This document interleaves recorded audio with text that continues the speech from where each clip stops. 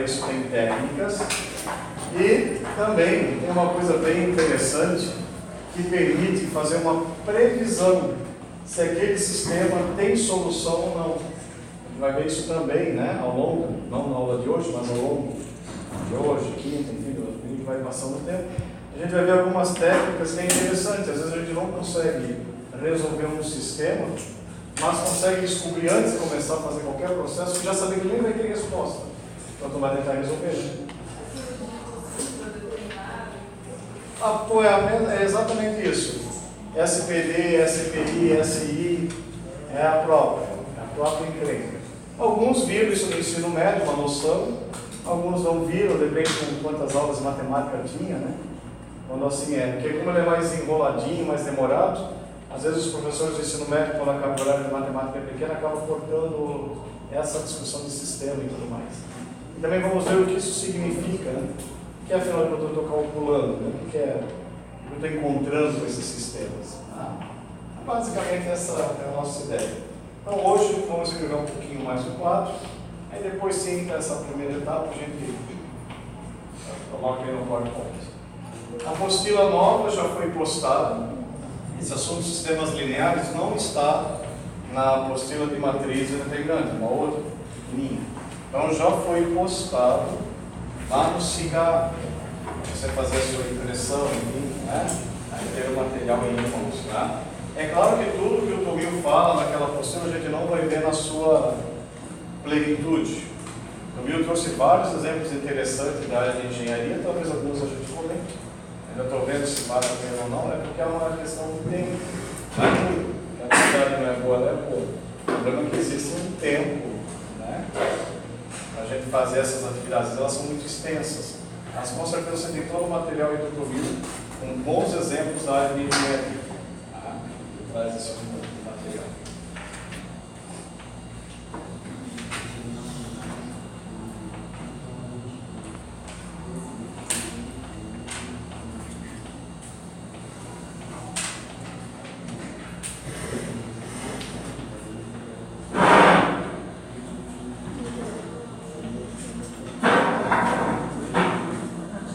Equação linear. Então, a equação linear é toda equação que tem essa cara feia. A1x1 mais A2x2 mais ANxn igual a B. Tá? Ou seja, é a boa e velha equaçãozinha de primeiro grau. Tá? Não é equação linear, por exemplo, x vezes y mais z igual a 2. Mas professor, está tudo em primeiro grau, por que não é? Eu não posso ter duas variáveis multiplicando entre si. Olha a definição da equação linear. É um número vezes a variável, não é as duas variáveis juntas. Então, cuidado, né? Cuidado para não acontecer que você vê isso aqui, por exemplo. Ó. X vezes y mais 3t igual a 4. Num primeiro momento, olhando assim, você diz, tudo é primeiro grau, então é uma equação linear. Dançou, não é. Ó, o que está acontecendo? Isso aqui faz com que não seja uma equação linear. Diga. Como que é uma equação linear se ela tem três variáveis? Tipo... Pode ter 3, 4, quantas variáveis você quiser. O que não pode acontecer é as variáveis estarem multiplicando entre si. Isso não pode acontecer. E também não pode acontecer da variável estar elevada a um número que não seja 1. Se aparecer um x quadrado, um x ao cubo, ela deixou de ser linear. Ela se torna quadrática. Aí tem outras técnicas, muda o nome, muda a nomenclatura e muda a técnica de resolução. Tá? Quando essa equação ela é igual a zero, quando ela é igualada a zero, ela é chamada de equação homogênea. Isso você vai ver muito em equações diferenciais. Mais lá na frente, lá para quem chegar, né? Para quem continuar aí no curso, é que está na primeira fase, né? Mas para quem continuar no curso, né? Quando vê equações diferenciais, lá você vai falar muito de equação homogênea. A equação homogênea nada mais é do que ela está igualada a zero. É simples assim. Tá? Então aqui, quem são os coeficientes aqui? 4, menos 1, menos y, mas não esqueça que tem um número escondido aí na frente. É 1, é menos 1 que multiplica y, então é 4 menos 1 e 9. Aqui a gente falou variáveis, também existe uma outra palavra para variável na matemática. Isso, quem lembra o sinônimo de variável? É uma incógnita. Então, de repente, se você vê um vídeo lá no YouTube, ou lê material do Tomil, outro material, né? Às vezes aparece incógnita, é a mesma coisa, gente, variável incógnita. Depende de ver o texto, né? Então, nossas incógnitas ou variáveis aqui é x, y e z. E quem é o termo independente? É aquele que vem depois da igualdade. Ele vai ser sempre um número, tá? Um número real. Então, nesse caso aqui, o nosso termo independente é 0.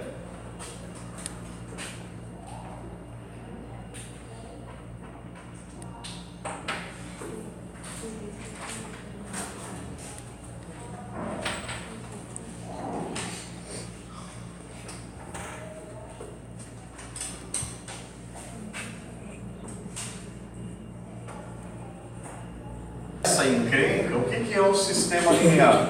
É um monte de encrenca junto. Basicamente isso. Então, quando você fala que está com um sistema linear, quando você tem um conjunto de equações lineares e elas devem ser resolvidas simultaneamente, ao mesmo tempo. Então, um exemplo bem chechelento, bem trivial, aqui ó. X mais 3y igual a 1. Isso aqui é uma equação linear? Sim, é uma equação linear. Aqui embaixo também há uma outra equação linear, 4x menos y igual a menos 2. Então, como eu quero descobrir o valor de x e y, e esse valor tem que atender as duas equações ao mesmo tempo, então eu estou diante de um sistema linear. Então, o conjunto eu tenho que resolver isso simultaneamente. Bom, existe uma outra forma de representar um sistema linear. Então, esse é o jeito que você talvez esteja bem familiarizado lá do ensino médio, mas eu também posso escrever na forma matricial. Então, como é que funciona na forma matricial? Eu vou pegar os coeficientes, faço uma matriz com eles. Aí multiplica pela outra matriz. A outra matriz vai ser sempre das variáveis. Aqui, como tenho só x e y, vou mudar para x e y. Se tivesse x, y e z, aqui eu colocaria x, y e z. Legal? E vou igualar ao termo independente. Então, aqui nossos coeficientes 1, 3, 4, menos 1. Vezes a outra, ela sempre é a variável, então se eu estou trabalhando com a variável x e y, igual agora a matriz dos termos independentes. Então, se aparecer desse jeito, não se assuste. Parece uma coisa cabreira, mas na verdade você vai perceber que não é assim cabreiro. Sempre esse primeiro vai ser o x, o segundo é o y, assim por diante. Bem? Bom,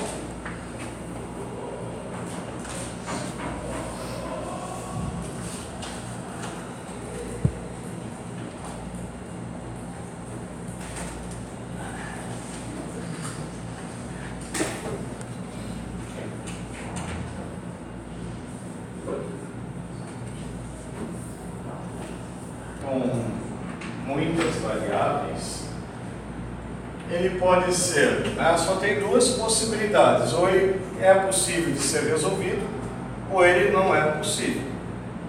Então, na realidade, só tem duas alternativas: ou é possível ou é impossível. Alguns autores, eles abrem esse possível em duas situações que ocorrem com certa frequência. O sistema pode ser possível e determinado. Então, o que quer dizer um sistema possível e determinado? Ele vai ter uma única solução que atende aquelas variáveis. Ou ele pode ser possível, mas eu não consigo descobrir o valor das variáveis. Por isso que é chamado de possível e indeterminado.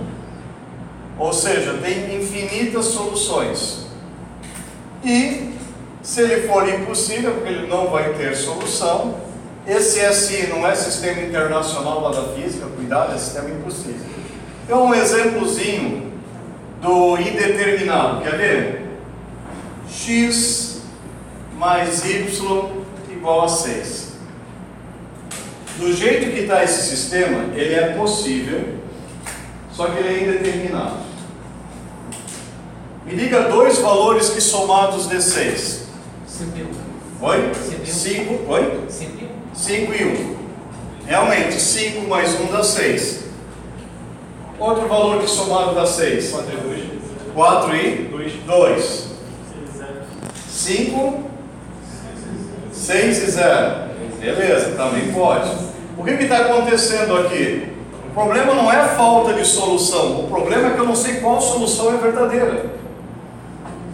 Isso que é o que a gente chama de infinitas soluções. Do jeito que esse sistema está aqui, eu tenho infinitas combinações que vai dar 6. O problema é descobrir qual era a verdadeira, tu não vai descobrir. Por isso que tem uma regra básica que diz assim, se eu tenho duas variáveis, eu tenho que ter pelo menos duas equações para poder travar essas variáveis. Se eu tiver 3 variáveis, tem que ter 3 equações. Tá? Porque se eu tiver aqui, ó, estou com 2 variáveis e uma equação, o que você está percebendo? Que não tem como saber qual resposta é verdadeira. Você tem infinitas, não é que falta solução, é engraçado, né? Não é falta de solução, é que são tantas que atendem que tu não vai para lugar nenhum. Então, para a gente na matemática, esse é o pior dos mundos. Que a gente gosta de cair, ou logo ele é impossível e sabe que não tem que avançar na matemática, tem que ter outros teoremas, outro arcabouço, outro modo de pensar para tentar descobrir o valor de algo que é impossível, ou ele é possível. Agora, o inferno da gente é cair num sistema indeterminado. Que aí, como eu falei para vocês, não é que falta solução, então não sabem qual é a verdadeira. Tá? Então, isso é bem... para a modelagem matemática, isso aí tem um peso absurdo. Né? Quem estuda física um pouco mais avançada, talvez tenha ouvido falar em teoria das cordas. Uma matemática bem sofisticada, bem pesada. E o problema deles, no começo da teoria, isso lá nos anos 60, quando começa a proposição da teoria das cordas, era você cair nas infinitas soluções. Esse era o problema que eles tinham. Eles tinham uma modelagem matemática bem sofisticada, né? Só que você não conseguia saber qual das soluções era possível. E aí surge uma outra teoria em cima, apoiada nessa matemática das infinitas soluções, que é a ideia do multiverso. Porque você tem mais de um universo, tem vários universos paralelos. Essas coisas teóricas, que é altamente especulativa, isso é tudo fundamento em matemática. Você cai em singularidade, em problemas matemáticos que até hoje não foram devidamente equacionados. Tá? É só uma curiosidade. Nós olhamos esses sistemas não rebateiros, vão muito além da matemática, por isso. Métodos para resolver sistemas lineares, existe uma quantidade bem grande. Método da matriz inversa, método Gauss-Jordan, regra de Kramer, método de Gauss, e por aí vai. Você encontra vários métodos. Então, não cabe, né, aqui não é nosso objetivo aqui na geometria analítica, explorar todos os métodos possíveis. A quantidade é realmente grande. Então, a gente escolheu 2 métodos que eu imagino que para muitos de vocês sejam métodos mais familiares. Por quê a escolha desses mais familiares? Porque normalmente é o que a gente mostra no ensino médio, né? E que nos atende muito bem, pela quantidade de variáveis que a gente vai usar aqui, nos atende muito bem. Então, um método é conhecido como regra de Kramer. Por que se chama regra, né? Já vamos discutir isso aí.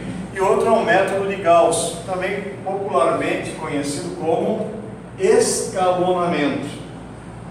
A ideia na aula de hoje é trabalhar a regra de Kramer. Quinta-feira a gente trabalha a parte de escalonamento. Então dá tempo de você fazendo atividade, se familiarizando aí com os métodos e tudo mais. Primeiro, se chama regra, né, e não um teorema, ou algo assim mais sofisticado, porque ele tem muita limitação, essa regra de Cramer.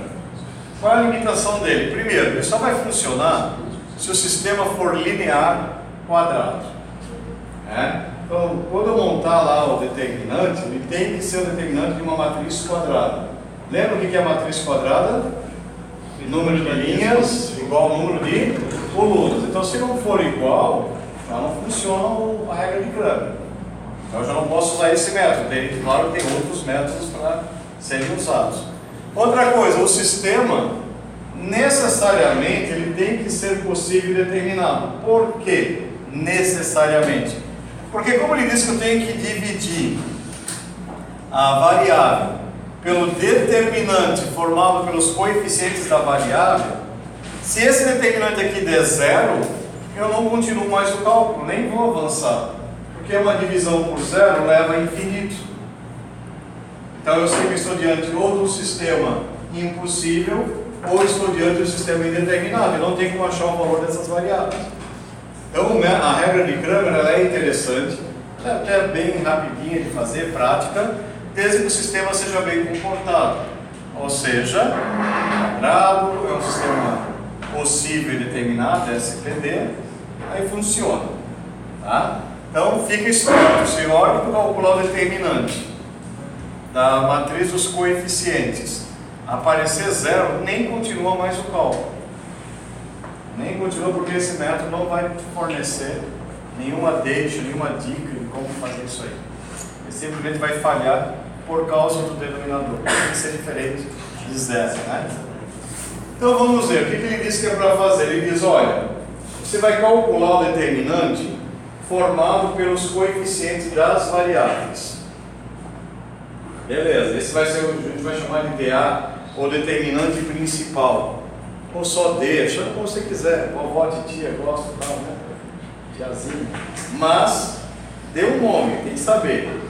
O dx, o dy e o dz, eles são determinantes parciais. Por quê? O que você vai fazer? Você vai trocar a coluna da variável pelos termos independentes. Então você vai calcular o dx, o dy e o dz, que é o determinante parcial. Depois que fez isso, substitui nessa formulazinha aqui. E aí as variáveis se revelarão para você. Olha que coisa linda. Quanto trabalho para descortinar a virgindade de uma variável? Então está lá a virgem lacrada no seu mundinho e você quer que ela se revele em toda a sua beleza. Mas para isso vai ter que trabalhar um pouco. Senão a variável não há de se revelar para você. Tá?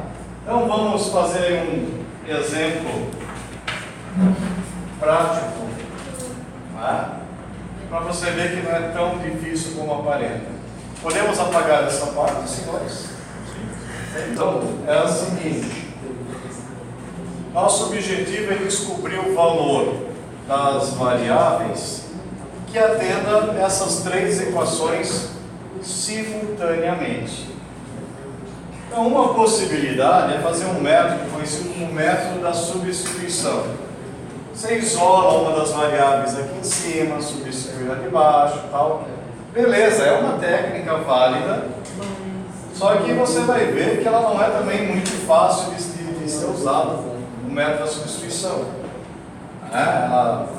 Além da quantidade de cálculo necessária para chegar no valor final, a chance de cometer um equívoco é relativamente grande, principalmente questões de sinal e tudo mais.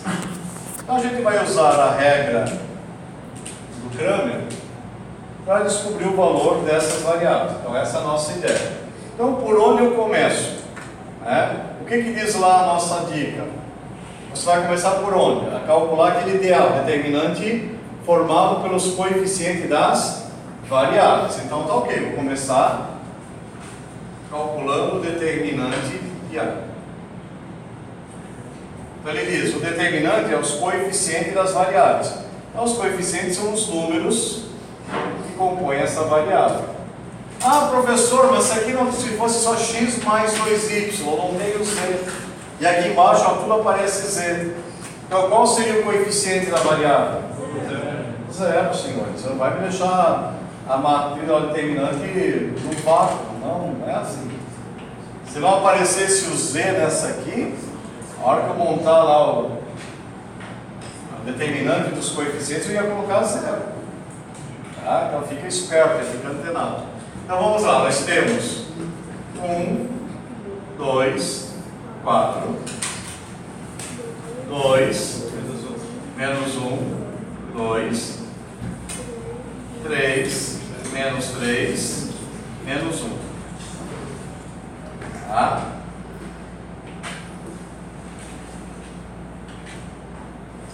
Bom, senhores, resolvendo o determinante, que deixo para você se divertir, o determinante dela você vai ter que chegar a 11.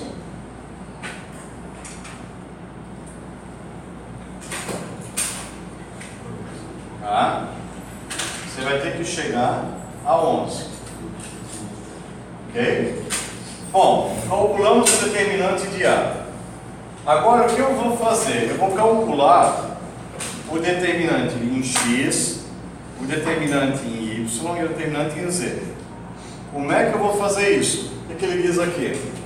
Você vai trocar a coluna da variável, que pode ser X, Y, Z, T, W, K, H, G, sei lá, quantas variáveis tiver, cara. Vai repetindo esse processo. Tá? Claro que se tiver 4 variáveis, vai cair determinantes de quarta ordem. Olha aí a regrinha de Kiel aparecendo.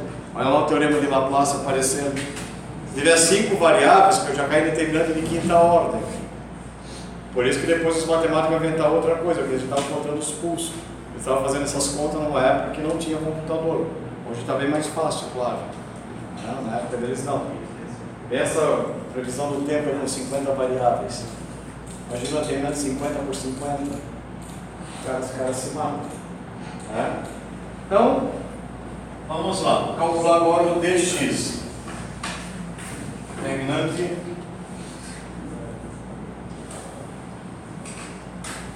Ó, eu vou trocar essa coluna. Essa coluna eu vou trocar por essa aqui. Depois eu vou fazer a mesma coisa com Y, depois a mesma coisa com Z. Então, eu vou começar a calcular o determinante de X. O que eu vou fazer? Onde tem X, eu troco pelos termos independentes. Então, em vez de ser 1, 2, 3, o que vai aparecer aqui? 5, 8 e 7. As outras duas colunas, Y e Z, elas vão permanecer de boa. Então, aqui fica 2, 4, menos 1, 2, menos 3, menos 1.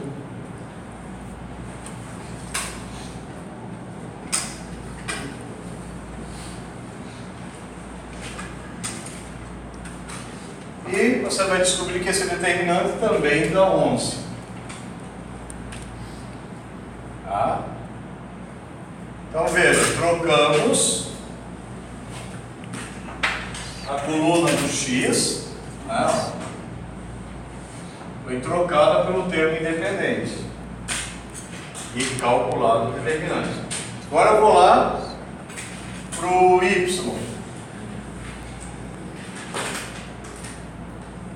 Então, onde tem X vai voltar, porque agora eu vou mexer na variável Y, vou mexer nessa coluna. Então, essa aqui volta ao normal, ó, a do X, ela vai voltar, porque não é com ele que eu estou mexendo. Então, vai ficar 1, 2, 3.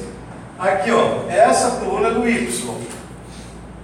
Essa eu vou trocar pelo termo independente. Então, 5, 8, 7. E o Z, que eu não estou mexendo, continua a mesma, 4, 2, menos 1.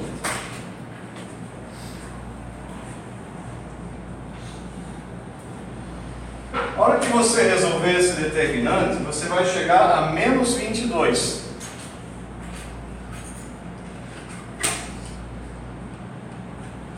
Está faltando quem agora, para finalizar?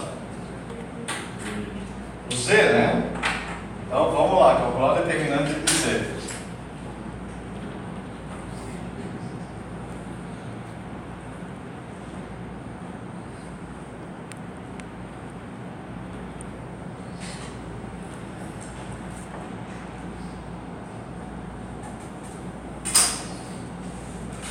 Então perceba que no Z voltou a coluna do X, voltou a coluna do Y, não é nem isso que eu estou mexendo no Z. Então essa coluna dos coeficientes de Z foram trocados pelos termos independentes. E aí, fazendo esse cálculo, determinante de Z, 22.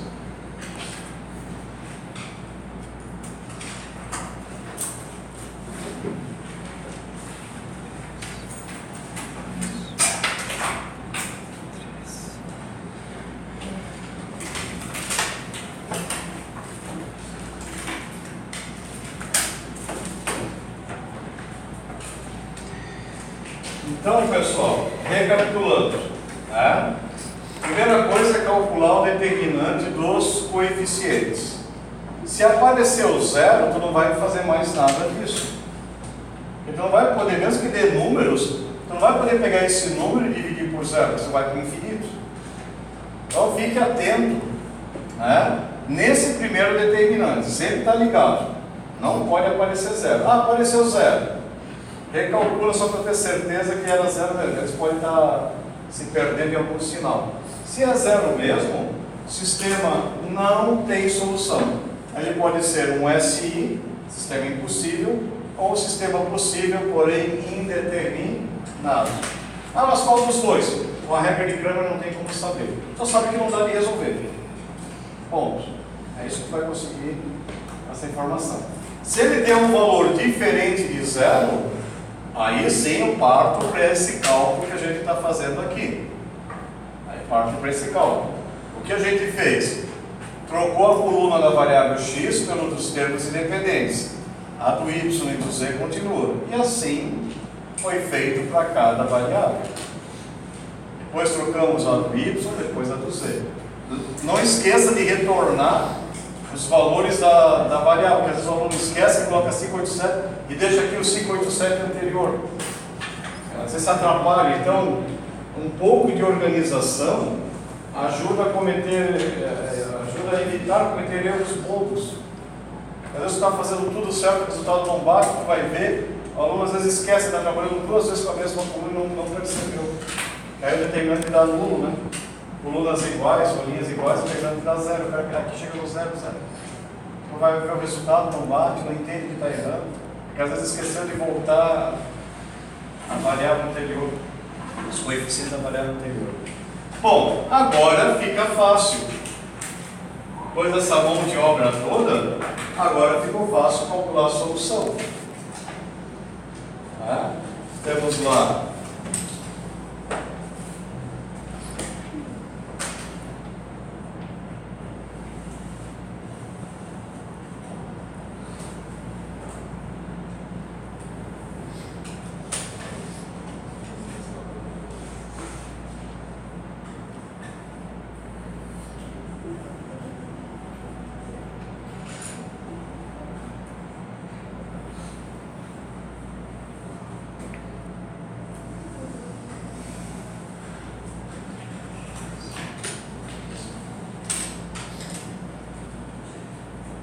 a nossa solução, valor que consegue validar esse sistema, seria x igual a 1, y menos 2 e z igual a 2.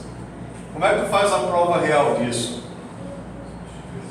Substitui no sistema, né? Se for uma prova real bem rigorosa, não adianta só fazer na primeira, tem que fazer nas 3 equações. Nas 3 essa igualdade tem que bater. Se não bater essa igualdade, tem algum erro no caminho. Tá? Então, quando você trabalha, aí eu estou pedindo encarecidamente para quem gosta de trabalhar com a parte de informática, né, a parte de programação, que aí é o computador que faz o cálculo, não é você, pede essa prova real e com todas as variáveis. Às vezes acontece de funcionar para as duas primeiras, a última não funciona. Ou às vezes não funciona para a primeira, mas funciona para as outras duas. Então é sinal que tem algum erro aí do sinal, alguma coisa está pegando. Tá? Às vezes acontece essa mágica, o cara não entende por quê, mas tem. Então, se você estiver trabalhando com programação, sempre puder colocar uma subrotina de fazer uma checagem, que dá mais segurança. Tá? Dá mais segurança do que você está calculando. Esse cálculo, por exemplo, na engenharia elétrica, é usado quando você trabalha com circuitos elétricos, Kirchhoff. A lei de Kirchhoff, vai aparecer isso aí. Análise de malha, nó, isso é. Vai dor de cabeça com isso aí. Oi? Vai dor de cabeça com isso aí. A análise vai voltar, pode ter certeza. Bem que também tem outras técnicas, até mais fáceis. Eu fui lá o cara ele estava me falando umas técnicas, mas eu não conhecia, a física eu não conhecia.